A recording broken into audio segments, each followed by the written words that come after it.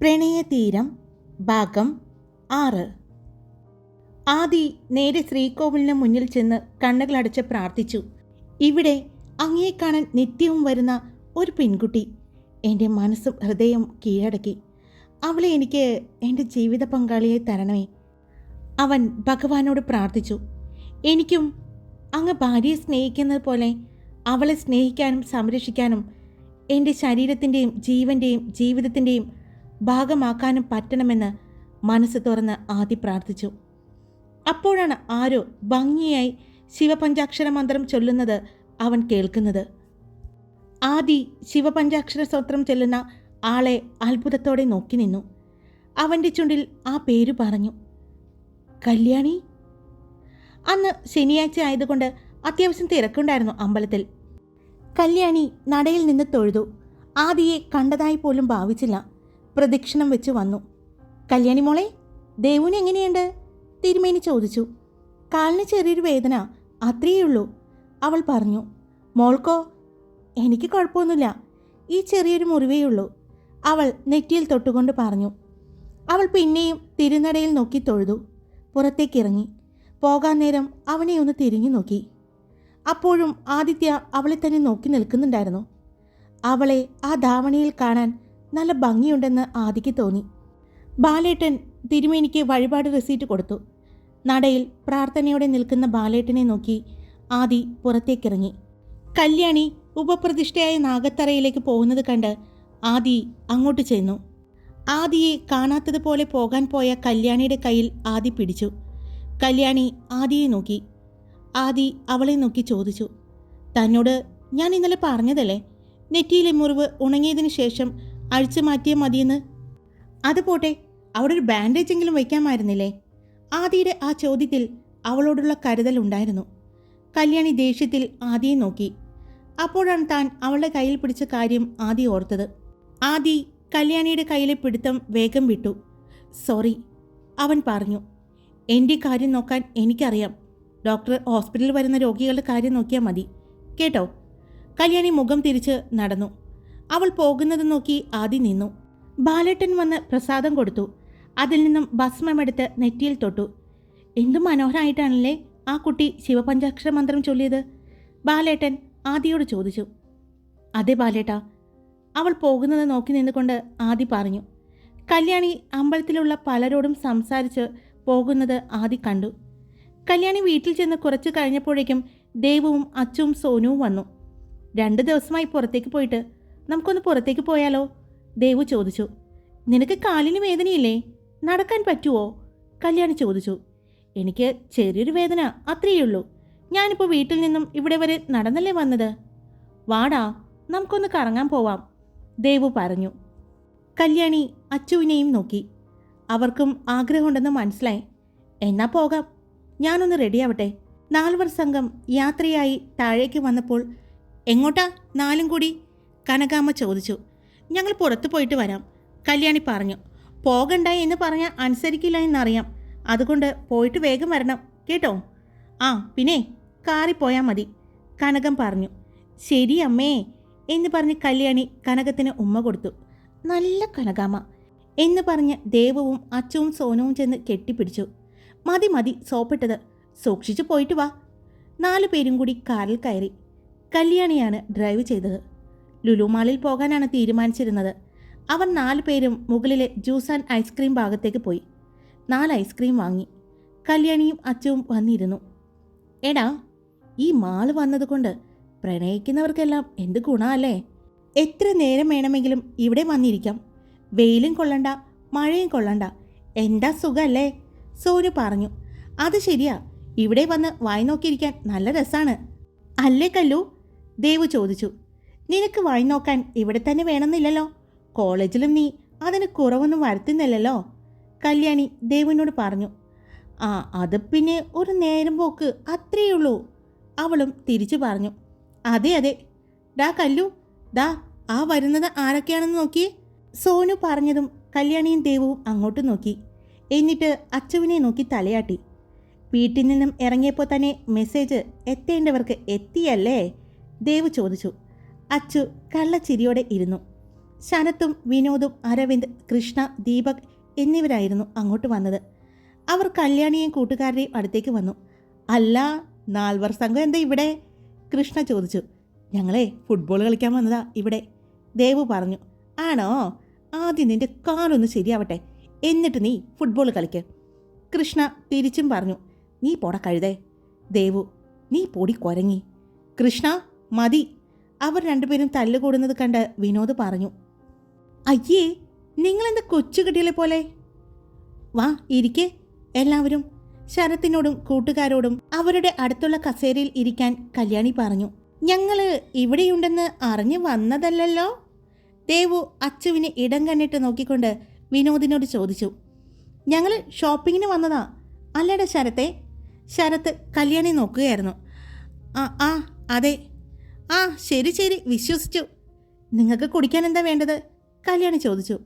ഞാൻ വാങ്ങിയിട്ട് വരാം എന്ന് പറഞ്ഞ് വിനോദും ദീപക്കും പോയി. ഷോപ്പിങ്ങിന് വന്നിട്ട് ഒന്നും വാങ്ങിയില്ലേ? അല്ലെങ്കിൽ നിങ്ങൾ ഉദ്ദേശിച്ച സാധനം ഇവിടെ കിട്ടിയില്ലേ? ദേവു ചോദിച്ചു. ഞങ്ങൾ വന്നതേയുള്ളൂ. അപ്പോൾ വിനോദിന് വല്ലാത്ത ദാഹം, എന്നൊരു ജ്യൂസ് കുടിച്ചിട്ട് തുടങ്ങാമെന്ന് കരുതി. അത് ശരിയാ, വിനോദേട്ടൻ 2 ദിവസമായി മഴ കാത്തു നിൽക്കുന്ന വേഴാമ്പലിനെ പോലെയാണ്.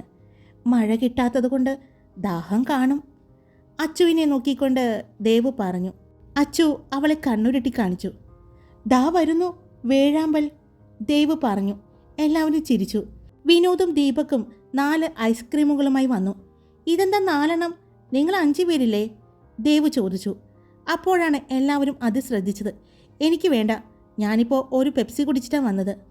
വിനോദ് പറഞ്ഞത് കേട്ടതും എല്ലാവരും വിനോദിനെ നോക്കി. അപ്പോൾ വിനോദേട്ടന് ദാഹമൊന്നുമില്ലേ? ദേവു ചോദിച്ചു. എല്ലാവരും ചിരിച്ചു. ഒന്നും മനസ്സിലാവാതെ വിനോദ് ദാഹമോ എന്ന് ചോദിച്ചുകൊണ്ട് എല്ലാവരെയും നോക്കി. അല്ല, വിനോദേട്ടനെ ദാഹിച്ചത് കൊണ്ട് ഒരു ജ്യൂസ് കുടിക്കാൻ വന്നതാണ് ഇവിടെ എന്നും അല്ലാതെ അച്ചുവിനെ കാണാൻ വന്നതല്ല എന്നും ആരോ പറയുന്നുണ്ടായിരുന്നു, സോനു പറഞ്ഞു. വിനോദിന് ഏകദേശം കാര്യങ്ങൾ പിടികിട്ടി. അവൻ കൃഷ്ണയെ നോക്കി കണ്ണുരുട്ടി കാണിച്ചു. ഒരു ചിരി പാസാക്കി. ഈ സംസാരത്തിനിടയിൽ കല്യാണിയുടെ അടുത്തിരുന്ന ശരത്ത് ആരും കാണാതെ അവൾ കഴിച്ച ഐസ്ക്രീം മാറ്റി അവൻ്റേത് അവിടെ വെച്ചു. എന്നാൽ നിങ്ങൾ സംസാരിക്ക്, ഞങ്ങൾ പോയി കുറച്ച് സാധനങ്ങൾ വാങ്ങിയിട്ട് വരാം എന്ന് പറഞ്ഞ് അച്ചുവിനെയും വിനോദിനെയും അവിടെ ഇരുത്തി ബാക്കി എല്ലാവരും ലുലു ഹൈപ്പർ മാർക്കറ്റിലേക്ക് പോയി. എല്ലാവരുടെയും കൂടെ ചിരിച്ചും തമാശ പറഞ്ഞും ആ ദിവസം അടിച്ചു പൊളിച്ചു. ഇതിനിടയിൽ ശരത് കല്യാണിയുടെ കയ്യിൽ പിടിക്കുകയും ആ സംസാരത്തിന് കളിച്ചിരികൾക്കും ഇടയിൽ കല്യാണി അതൊന്നും ശ്രദ്ധിച്ചില്ല. പക്ഷേ ഇതെല്ലാം കണ്ടുകൊണ്ട് ഒരാൾ ഇരിക്കുന്നുണ്ടായിരുന്നു. രാത്രി ശരത്തിൻ്റെ വീട്ടിലെ ബാൽക്കണിയിൽ ഊഞ്ഞാൽക്കട്ടിലിൽ ശരത്ത് പാട്ട് കേട്ട് കിടക്കുകയായിരുന്നു. അപ്പോഴാണ് അവിടേക്ക് വിനോദ് വന്നത്. നീ എന്താ ഇവിടെ ഈ നേരത്ത്? ശരത്ത് ചോദിച്ചു. ഞാൻ വെറുതെ വന്നതാണ്, നിന്നെ കാണാൻ, വിനോദ് പറഞ്ഞു. ഞാൻ നിന്നോട് അച്ചു പറഞ്ഞൊരു കാര്യം പറയാൻ മറന്നു, വിനോദ് പറഞ്ഞു. എന്താടാ? ശരത്ത് വിനോദിൻ്റെ അടുത്തേക്ക് ചെന്നു. അതാ നമ്മുടെ കല്യാണിയില്ലേ, കല്യാണിയുടെ വിവാഹം ഉറപ്പിച്ചു എന്ന്. നമ്മൾ ഇന്നലെ അവളെ കാണാൻ വീട്ടിൽ ചെന്നപ്പോൾ രാധിക ടീച്ചറുടെ അടുത്ത് നിന്ന ഒരാളില്ലേ, അയാളാണ് ഡോക്ടർ ആദിത്യ വർമ്മ, വിനോദ് ശരത്തിനെ നോക്കി പറഞ്ഞു. ശരത്ത് കേട്ടതൊന്നും മനസ്സിലാവാതെ ഞെട്ടി നിൽക്കുകയായിരുന്നു. അവൻ വീഴാതിരിക്കാൻ ഊഞ്ഞാൽക്കട്ടിലിൽ ഇരുന്നു. അവൻ്റെ കണ്ണുകൾ നിറഞ്ഞൊഴുകി. കല്യാണിയുടെ വിവാഹമോ? എൻ്റെ കല്യാണി? അവൾ എൻ്റെയാ. ഞാൻ അവളെ ആർക്കും വിട്ടുകൊടുക്കില്ല. അവൾ എൻ്റെയാ, എൻ്റെ മാത്രം, ശരത്ത് സ്വയം പറഞ്ഞുകൊണ്ടിരുന്നു. നീ എന്താടാ പറഞ്ഞേ? വിനോദ് ചോദിച്ചു. അതേടാ, അവൾ എൻ്റെയാണ്. ഞാൻ എൻ്റെ ജീവനേക്കാൾ അധികം അവളെ സ്നേഹിക്കുന്നു. അവളില്ലെങ്കിൽ ഈ ശരത്തില്ലടാ. എനിക്കവളെ വേണം. ഞാൻ ആർക്കും അവളെ വിട്ടുകൊടുക്കില്ല. അത് പറയുമ്പോൾ അവൻ്റെ മുഖഭാഗം കണ്ട് വിനോദ് ഞെട്ടി. ശരത്തെ, ഡാ, നീ എന്താ എന്നോടിത് നേരത്തെ പറയാതിരുന്നത്? നിന്റെ നല്ല ഫ്രണ്ടല്ലേടാ ഞാൻ. എനിക്ക് അച്ചുവിനെ ഇഷ്ടമാണെന്ന് ആദ്യം നിന്നോടല്ലേടാ ഞാൻ പറഞ്ഞത്. അത് കഴിഞ്ഞല്ലേ അവളോട് പോലും ഞാൻ അറിയിച്ചത്. ഇന്നലെ മുതൽ ഞാൻ നിന്നെ ശ്രദ്ധിക്കുന്നുണ്ട്. അവൾക്ക് അപകടം പറ്റിയെന്ന് അറിഞ്ഞപ്പോൾ ഉള്ള നിന്റെ പേടിയും വെപ്രാളവും, അവളെ കണ്ടതിന് ശേഷം നിന്റെ കണ്ണുകളിലുള്ള ആശ്വാസവും അവളെ കാണുമ്പോഴുള്ള ചിരിയും, ആരും കാണാതെ അവളെ തന്നെ നോക്കിയിരിക്കുന്നതും, ഇന്ന് ആരും കാണാതെ അവൾ കഴിച്ച ഐസ്ക്രീം നീ മാറ്റി നീ കഴിച്ചതും, ആരും ശ്രദ്ധിക്കാതെ അവളുടെ കൈകളിൽ പിടിച്ചതും എല്ലാം ഞാൻ കാണുന്നുണ്ടായിരുന്നു. നിന്റെ നാവിൽ നിന്നും അവളെ നിനക്ക് ഇഷ്ടമാണ് എന്ന് പറയുന്നത് എനിക്ക് കേൾക്കണമായിരുന്നു. അതുകൊണ്ടാ ഞാൻ. അത്രയും പറഞ്ഞ് വിനോദ് നിർത്തി. ശരത്ത് വിനോദിനെ നോക്കി. അതുകൊണ്ടാ നീ? ബാക്കി കൂടി പറയടാ. ശരത്ത് വിനോദിനെ കണ്ണു കൂർപ്പിച്ച് നോക്കി.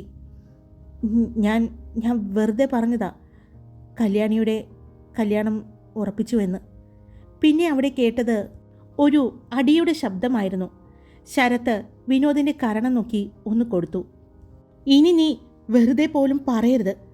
അവളെ മറ്റൊരാളുമായി കൂട്ടി. എനിക്കത് സഹിക്കാൻ പറ്റില്ല വിനു. ഞാൻ അവളെ അത്രയ്ക്ക് സ്നേഹിക്കുന്നുണ്ടടാ. എൻ്റെ ജീവനാണ് അവള്. പെട്ടെന്ന് തന്നെ ശരത്ത് വിനോദിനെ കെട്ടിപ്പിടിച്ചു. സോറിടാ, എനിക്ക് എൻ്റെ നിയന്ത്രണം വിട്ടുപോയി. അവളുടെ കല്യാണം ഉറപ്പിച്ചെന്ന് നീ പറഞ്ഞപ്പോൾ എൻ്റെ ഹൃദയമെടുപ്പ് നിന്നതുപോലെ തോന്നി. ഇനി അത് സത്യമായിരുന്നെങ്കിൽ ഞാൻ ജീവിച്ചിരിക്കില്ല. അവളെയും ഞാൻ എൻ്റെ കൂടെ കൊണ്ടുപോകും. മരണത്തിലേക്കാണെങ്കിലും ആർക്കും ഞാൻ കൊടുക്കില്ല. അത്രയ്ക്കിഷ്ടമാണ് എനിക്ക് കല്യാണിയെ. അത് പറഞ്ഞതും ശരത്ത് വിനോദിനെ വീണ്ടും കെട്ടിപ്പിടിച്ചു. അവനത് പറയുമ്പോൾ വിനോദിന് അവനോട് സ്നേഹവും അതുപോലെ തന്നെ ഭയവും തോന്നി. സോറി വിനു, ഞാൻ പെട്ടെന്നുള്ള ദേഷ്യത്തിന് നിന്നെ തല്ലിയതാണ്. സോറി. സാരമല്ലടാ, എനിക്ക് വിഷമമൊന്നുമില്ല. നീ ഇത്രയും സ്നേഹം ഉള്ളിൽ കൊണ്ട് നടന്നിട്ട് എന്താ അവളോട് പറയാത്തത്? നിനക്ക് അവളെ ഇഷ്ടമാണെന്ന് പറയടാ, വിനോദ് പറഞ്ഞു. പറയണമെന്ന് പലപ്പോഴും വിചാരിക്കും, പക്ഷേ അവളെ കാണുമ്പോൾ പറ്റുന്നില്ലടാ. കോളേജിലെ വലിയ ഹീറോയാണ്, എന്നിട്ട് നിന്റെ പ്രണയം പറയാൻ പറ്റുന്നില്ല എന്ന് പറഞ്ഞാൽ മോശമാണ്. വിനോദ് ശരത്തിനെ കളിയാക്കി. നീ എത്രയും പെട്ടെന്ന് കല്യാണിയോട് പറയണം നിന്റെ ഇഷ്ടം. അവളെ വായി നോക്കി ഒരുപാട് പേര് നമ്മുടെ കോളേജിൽ തന്നെയുണ്ട്. അല്ലെങ്കിൽ നീ വൈകി പോകും, വിനോദ് പറഞ്ഞു. ശരിയാ നീ പറഞ്ഞത്. അവളെ ഇഷ്ടപ്പെടുന്നവർ ഒരുപാട് പേരുണ്ട്. ഇന്നലെ അമ്മ ഗംഗ ടീച്ചറുടെ മകൻ ഡോക്ടർ ശിവയുടെ കാര്യം പറഞ്ഞത് അവൻ വിനോദിനോ പറഞ്ഞു. അതുകൊണ്ടാണ് ഞാൻ പറഞ്ഞത് ശരത്തെ, നീ ഇനിയും താമസിപ്പിക്കരുത് നിന്റെ ഇഷ്ടം തുറന്നു പറയാൻ. ഇല്ല വിനു, ഇനി എത്രയും പെട്ടെന്ന് ഞാൻ അവളോട് എൻ്റെ പ്രണയം പറയും. നിനക്ക് വേദനിച്ചോടാ വിനു? ശരത്ത് അവനോട് വീണ്ടും ചോദിച്ചു. ഇല്ലടാ, നീ എൻ്റെ ചങ്കല്ലേ, വിനോദ് പറഞ്ഞു. ആ പിന്നെ, ഇന്നലെ നമ്മൾ കല്യാണിയുടെ ഒരു വീട്ടിൽ വെച്ച് രാധിക ടീച്ചറിൻ്റെ ഒപ്പം ഒരു ഡോക്ടർ ആദിത്യയെ കണ്ടില്ലേ? അയാളുടെ വണ്ടിയാണ് കല്യാണിയുടെ വണ്ടിയിൽ ഇടിച്ചത്. അത് കേട്ടപ്പോൾ ശരത്തിൻ്റെ കണ്ണുകളിൽ ആദിയോടുള്ള ദേഷ്യമായിരുന്നു. ഡോക്ടർ ആദിത്യ വർമ്മ. അവൻ ആ പേര് മനസ്സിൽ പറഞ്ഞു. ആദിത്യ രാത്രി വൈകിയാണ് ഹോസ്പിറ്റലിൽ നിന്നും ഫ്ലാറ്റിലേക്ക് എത്തിയത്. ഭക്ഷണം കഴിച്ച് കിടക്കാൻ വന്നപ്പോഴാണ് രാവിലെ കല്യാണി ചൊല്ലിയ ആ ശിവപഞ്ചാക്ഷരി സ്തോത്രം അവൻ്റെ മനസ്സിൽ ഓർമ്മ വന്നു. അവൾ എത്ര മനോഹരമായാണ് ഇന്ന് അത് ചൊല്ലിയത് അവൻ മനസ്സിലോർത്തു. ഇന്നവളെ കാണാൻ നല്ല ഭംഗിയായിരുന്നു എന്നവന് തോന്നി. അവളുടെ കയ്യിൽ പിടിച്ചപ്പോൾ അവൾ തന്നെ നോക്കിയ ആ നോട്ടം, ഓഹ്, അതിപ്പോഴും തൻ്റെ കണ്ണുകളിൽ ഉള്ളതുപോലെ അവന് തോന്നി. അവളുടെ ആ മുഖമോർത്ത് ആദി ഉറക്കത്തിലേക്ക് പോയി. രാവിലെ നേരത്തെ തന്നെ ആദി എഴുന്നേറ്റു ജോഗിങ്ങിന് പോയി. ജോഗിങ് കഴിഞ്ഞ് താഴെ ഗാർഡനിൽ വന്ന് ആദി ഇരുന്നു. അവൻ ചുറ്റും ഒന്ന് നോക്കി. അവിടെ ഒത്തിരി ആളുകൾ രാവിലെ ജോഗിങ്ങും യോഗയും എല്ലാമായി ആ വിശാലമായ പൂന്തോട്ടത്തിൽ ഉണ്ടായിരുന്നു. അവിടെ അടുത്തുള്ള ഫ്ലാറ്റിലെ ആരുമായും ആദിക്ക് പരിചയമുണ്ടായിരുന്നില്ല. അപ്പോഴാണ് അങ്ങോട്ട് ബാലേട്ടൻ വന്നത്. മോനെ ആദി, ഇന്ന് സൺഡേ അല്ലേ? മോൻ ഇന്ന് ഹോസ്പിറ്റലിൽ പോകുന്നുണ്ടോ? ഇല്ല ബാലേട്ടാ, ഇന്ന് ഞാൻ പോകുന്നില്ല. എനിക്ക് 2-3 വീഡിയോ കോൺഫറൻസ് ഉണ്ട്, അല്ലാതെ വേറെ പരിപാടിയൊന്നുമില്ല. അപ്പോഴാണ് ഒരു കുട്ടി ബാലമാമേ എന്ന് വിളിച്ചുകൊണ്ട് ഓടി വന്നു. മോളെ പാറു, നീ രാവിലെ തന്നെ നിന്റെ കുറുമ്പ് കാണിച്ചു തുടങ്ങിയോ? ബാലേട്ടൻ ആ കുട്ടിയോടും ആ കുട്ടി തിരിച്ചും വളരെ സ്നേഹത്തോടെ സംസാരിക്കുന്നത് നോക്കി ആദി ഇരുന്നു. പാറു മോളെ എന്ന് വിളിച്ചുകൊണ്ട് ഒരു പെൺകുട്ടി അവിടേക്ക് വന്നു. ആ, നീ ഇവിടെ ഇരിക്കായിരുന്നോ മോളെ? ആ പെൺകുട്ടി അവിടേക്ക് വന്നു. രാവിലെ തന്നെ ഇവൾ ബാലേട്ടനെ ശല്യം ചെയ്യാൻ വന്നോ? ഇല്ല ചാരുമോളെ, അവളിപ്പോൾ വന്നേയുള്ളൂ. ബാലേട്ടൻ എല്ലാവരുമായി നല്ല അടുപ്പത്തിലാണെന്ന് ആദിക്ക് മനസ്സിലായി. മോളെ ചാരു, ഇതാണ് ആദിത്യ, ഡോക്ടർ ആദിത്യ വർമ്മ. VRM ഹോസ്പിറ്റലിൽ ആദിയുടെയാണ്. ഇവിടെ മാത്രമല്ല ഹോസ്പിറ്റൽ, ബാംഗ്ലൂരിലും മുംബൈയിലും ഉണ്ട്. വർമ്മ ഗ്രൂപ്പിന് വേറെയും ബിസിനസ്സുകൾ ഒരുപാടുണ്ട് കേട്ടോ. ചാരു ആദിയെ നോക്കി ചിരിച്ചു. ആദി, ഇത് ചാരുലത, ചാരു എന്ന് വിളിക്കും. അടുത്ത ഫ്ലാറ്റിലെ മുകുന്ദൻ സാറിൻ്റെയും ശാലിനി മാഡത്തിൻ്റെയും ഇളയ മകൾ. സാറ് ബാങ്ക് മാനേജറാണ്, മാഡം BSNL വർക്ക് ചെയ്യുന്നു. ഇത് പാർവതി, ഞങ്ങൾ പാറൂട്ടി എന്ന് വിളിക്കും. ചാരുവിൻ്റെ ചേച്ചി ചാർമിളയുടെ മകളാണ്. ചാർമിള എഞ്ചിനീയറാണ്. ഭർത്താവ് ഗോപൻ, ആളും എഞ്ചിനീയറാണ്. ബാലേട്ടൻ അവരെ പരസ്പരം പരിചയപ്പെടുത്തി കൊടുത്തു. ഹായ് ആദിയേട്ടാ. എന്നും ബാലമാമിക്ക് ആദിയേട്ടനെക്കുറിച്ചും ആദിയേട്ടൻ്റെ ഫാമിലിയെക്കുറിച്ചും പറയാൻ മാത്രമേ നേരം ഉണ്ടായിരുന്നുള്ളൂ. അവൾ പറഞ്ഞു. ആദി അവളെ ശ്രദ്ധിച്ചു. ഞാൻ എന്താണ് ബാലമാമ എന്ന് വിളിക്കുന്നത് ഓർക്കുകയായിരുന്നോ? ഞാൻ മാത്രമല്ല, ഇവിടെ എല്ലാവരും ബാലമാമ എന്നാണ് വിളിക്കുന്നത്. ദേ, ഈ പാറൂട്ടി പോലും. അല്ലേടാ? ചാരു പാറുവിനെ നോക്കിക്കൊണ്ട് പറഞ്ഞു. ചാരു എന്താ ചെയ്യുന്നേ? ആദി ചോദിച്ചു. ഞാനിവിടെ അടുത്തുള്ള കോളേജിൽ BA ഇംഗ്ലീഷ് പഠിക്കുന്നു. ആദിയും ചാരുവും ഒരുപാട് നേരം സംസാരിച്ചു. കോളേജിലെ വിശേഷങ്ങളും മറ്റും ചാരു വാതോരാതെ പറഞ്ഞുകൊണ്ടിരുന്നു.